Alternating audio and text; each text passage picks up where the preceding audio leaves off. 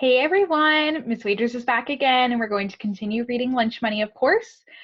Today we have two chapters to read. We're going to read chapters 20 and 21. So let's go ahead and we will get started. So let's see, chapters 20 and 21, like I said. So what are we learning today? We're really thinking about the author's word choices, so that way we can discuss the text in details. So you know that you're successful when, one, we have to know what author's word choice is. Then we have to think about define figurative language and know what that is. We will be talking about that a bit today. And then also just being able to use the author's word choices to describe a story in detail. So when I'm thinking about the author's word choice, let's start with that right now. Okay, those are the specific words that the author chooses to describe what's happening in the story. The author will choose specific words to help the reader have a better picture in their mind of what is happening in the story. Okay, so that is something that a writer can do. Instead of just saying good, okay, they can use a word that's more descriptive, like amazing, fantastic, okay, things like that to help you really have a better picture of what's happening. So our vocabulary for today, we have two vocabulary words. The first one is agenda. So an agenda is a list of items to be discussed at a formal meeting. Okay, so an agenda, I am representing with this picture of this person like writing in their calendar, like making a list of things to do. Okay, so that's basically what an agenda is. When teachers have meetings, a lot of times we will have an agenda of things that we are going to discuss during that meeting, okay, because it's a list of things to do. Okay, so an agenda is something that we will be thinking about in your classroom. Your teacher might also have an agenda for the day of things that you are going to learn and discuss. The second word that we're going to go over is pioneering, and that means that it involves new ideas or methods. So I'm using this picture of the man with the little light bulb above his head because he's coming up with kind of new ideas. Okay, so when we think of the idea, we always kind of think of that light bulb. Okay, the thing with pioneering is that they're new ideas. Okay, they're kind of innovative. Okay, innovative might be like kind of like a synonym for pioneering. Okay, so as we get started reading today, we can see our first vocabulary word right away. So we have the word agendas. That's the title of the chapter. Okay, and remember, so agendas is that list of things to do at a meeting. So let's go ahead and get started reading. It was about 12:30 on Wednesday afternoon, right in the middle of Mr. Z's preparation period. He was writing short equations on the board, one for every student in his next class. Mrs. Davenport appeared in the doorway of room 27 and said, "If you have a minute, I'd like you to explain something for me." Mr. Z knew that voice. He turned around and saw the principal waving a blue piece of paper. "Sure, what's that?" he asked. She took a few steps into the room. "It's the agenda for tomorrow night's school committee meeting, and there's an item under new business, students and faculty advisor to propose new comic book club at Ashworth Intermediate School." "Oh," said Mr. Z, "that I hadn't heard." Before we go on, remember there's that word agenda, nice and highlighted for us. That's where it came. She was holding up the agenda for the school committee meeting. "I hadn't heard anything yet. I was hoping that the school committee wouldn't even consider the request, but it looks like they did." The math teacher felt his hands begin to sweat. Mrs. Davenport said, "Let me guess. The students are Greg Kenton and Mara Shaw, and the faculty advisor is you, right?" Mr. Z nodded. And I had planned to talk to you just as soon as I found out if the school committee was going to accept a presentation, because I didn't want to cause a stir, not if it wasn't necessary." Mrs. Davenport smiled at his choice of words. She waved the blue sheet again and said, "And now it's necessary, so talk to me." "Well," said Mr. Z, you know these two kids, both of them so smart, and they figured out that it's the school committee who sets the policy about selling things in schools. It was right there in your announcement. And they think their little comics are as good as some of the books that the kids can buy here at school from book clubs every month. So they want to make their case, and I sort of told them I'd help. That's all." Mrs. Davenport was still smiling faintly. "You offered to help, even though you knew my opinion on all of this." Mr. Z said, "I didn't exactly volunteer, but when they told me what they wanted to do, I guess I decided to stay involved, to try and represent the best interest of the school." Mrs. Davenport's eyebrows went up. Represent the best interest of the school? You didn't think I was already doing that? Mr. Z said, Well, not exactly. The principal's eyebrows went up a notch higher. Mr. Z had been dreading this moment, but he knew what he had to say. He gulped and went on, I don't think there's anything wrong with comic books. With the good ones, that is. And the ones that these kids are making aren't bad, and they're definitely creative. And maybe the other kids should get a chance to read them. Mrs. Davenport nodded. Ah, I didn't know that you'd become a reading expert. There was a long, awkward pause. Mr. Z practically held his breath, afraid to guess what was coming. When it came, he was completely surprised, because Mrs. Davenport slowly shook her head from side to side, and then began to chuckle. A reading expert! Then she smiled broadly. Mr. Z began to breathe again. She said, Well, Mr. Xenotopoulos, I thank you for your pioneering work as a reading specialist and also for keeping watch over our young tycoons. And I'll be there tomorrow night to hear the presentation. And who knows, I might just have an agenda of my own to represent the best interest of the school. And with that, she turned and left, chuckling all the way back to her office. So again, we did have that word pioneering. So let's think about it when the author is using this word pioneering. Okay, Mrs. Davenport is saying, Well, Mr. Xenotopoulos, I thank you for your pioneering work as a reading specialist. Okay, so when she's saying pioneering, she's saying like he's got some new ideas with reading and being this reading specialist, even though he's a math teacher, because now he's really trying to work with Greg and Mara in their comic book business. And he's really thinking about that. He's trying to put it in school terms as like, a reading and writing activity. So she's saying, oh, wow, that's so pioneering. Like it's so new, great new ideas, very innovative, even though she might be a little like sarcastic with this, okay? Because we know that Mrs. Davenport is not a fan of the comic books and she's really kind of upset with Mr. Z right now. Okay, so we had that word pioneering. We also have a focus question right now. So it says, after Mrs. Davenport hears about the school committee presentation, she refers to Greg and Mara as tycoons. So right here, right where we were talking about. And also for keeping watch over our young tycoons. What conclusions can we draw about why the author uses that word to describe Greg and Mara? So first off, when we're thinking about the word choice, we need to know what the word tycoons means. That's actually not one of our vocab words, okay? But a tycoon is basically like creating like a big business or something very big, okay? So obviously Greg and Mara have really been working on these chunky comics and they're trying to create this into a big empire, or like they're trying to become tycoons.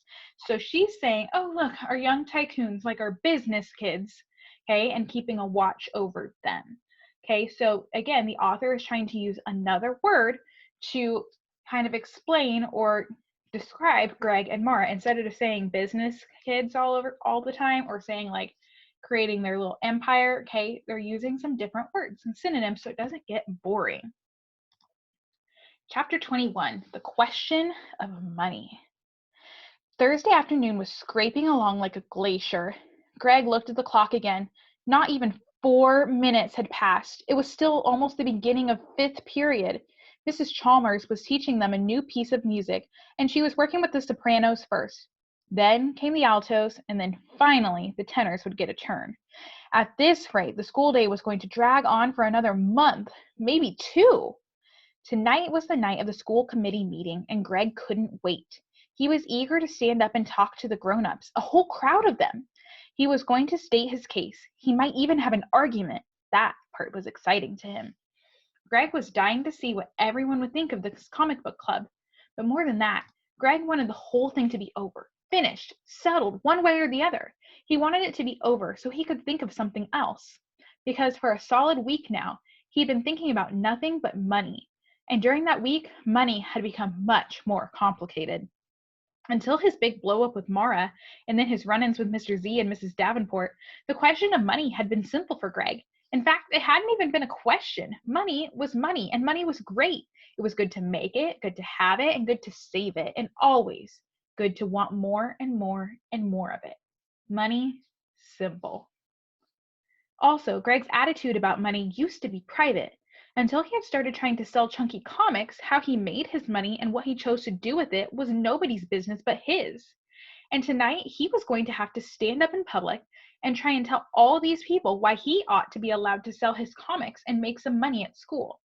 It helped that Mara was in on the deal, and Mr. Z too, but Greg knew that they didn't think about money the way he did. They thought he was a nutcase, a money maniac, a moneyac. And tonight, what if everybody else thought so too? And worse than that, what if it was actually true? Greg thought, maybe I really am a greedy little money grubber. Maybe I really don't care about anybody but myself. Ladies and gentlemen, meet Greg Kenton, the greediest, most selfish kid on earth. Right here, I can see that Greg is really starting to have some self-doubts, like he's starting to have negative self-talk and think maybe all these things that people have said about him are true, that he's so greedy and just money hungry. Greg looked at Mrs. Chalmers. She was going over and over the same 16 notes of the sopranos, smiling, nodding, and playing the piano and singing along. It looked like hard work.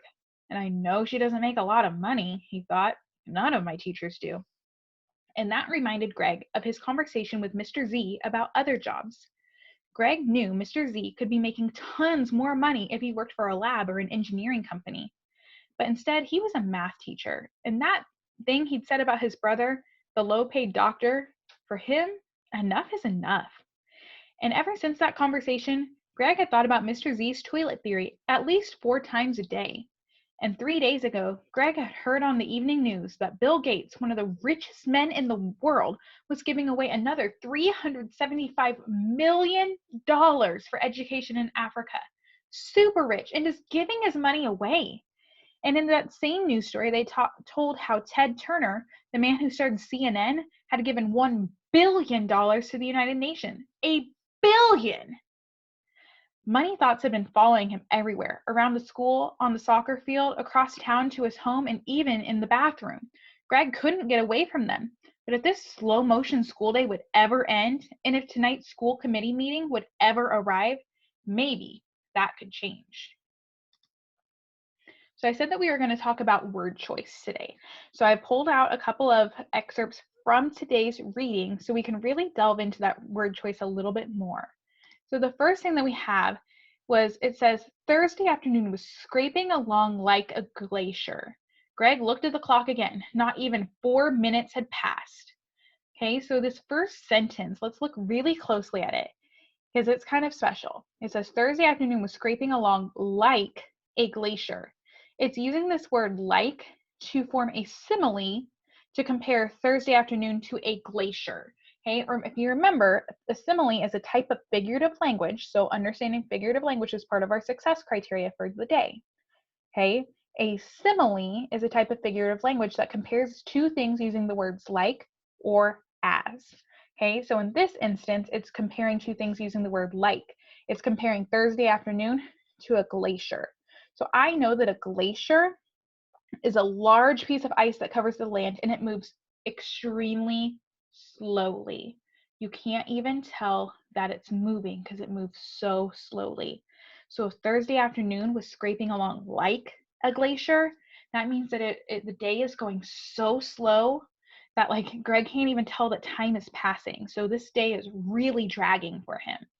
Okay, and we see more evidence of this going so slow because it says later, it says tonight was the night of the school committee meeting and Greg couldn't wait. So I know that when I'm really excited about something, sometimes time can really drag because you're just looking so forward to this one thing that everything else just seems to move so slowly.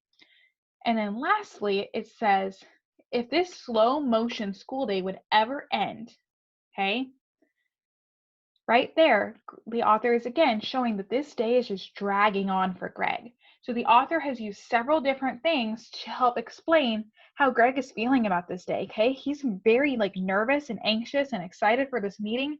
And so because of that, everything else is seeming to move very slowly, okay? The day is moving like a glacier. He calls it a slow motion school day. So those are specific choices that the author made to help us really understand how Greg is feeling. Hey, we know that he's really excited and anxious, nervous for this meeting because he says he just wants it to be over.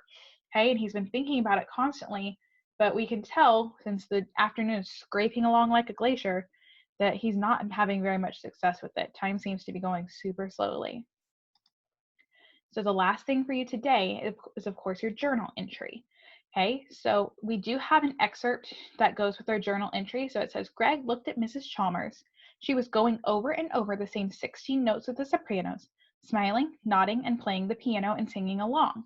It looked like hard work. And I know she doesn't make a lot of money, he thought. None of my teachers do. So it says, reread this paragraph from page 189. What words does the author use to describe Mrs. Chalmers? What words tell you about her character? So when you're thinking about this, I really want you to think about how is the author describing Mrs. Chalmers?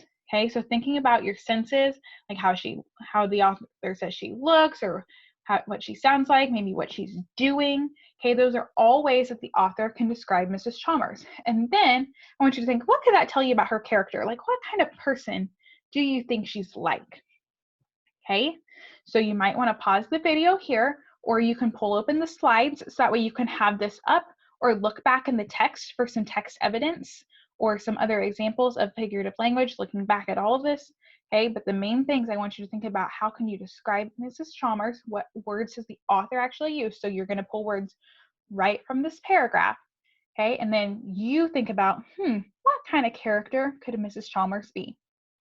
All right, so that is our lesson for today, and I will see you tomorrow, guys. Adios.